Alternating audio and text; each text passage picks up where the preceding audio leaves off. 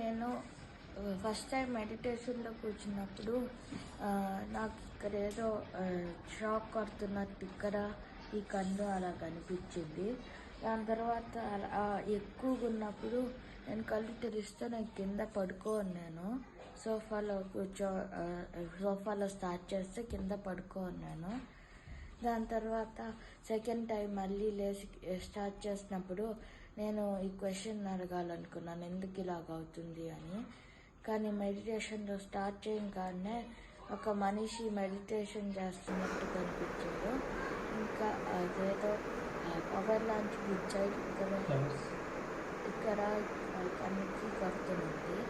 ఇంకా 7 ఫ్లవర్స్ కనిపించాయి. ఒక ఫ్లవర్ ఏమో బడ్ కాదు, ఫ్లవర్ కాదు, మీడియం దాంట్లో ఉన్నింది. 7 different colors, 7 same colors. Different colors.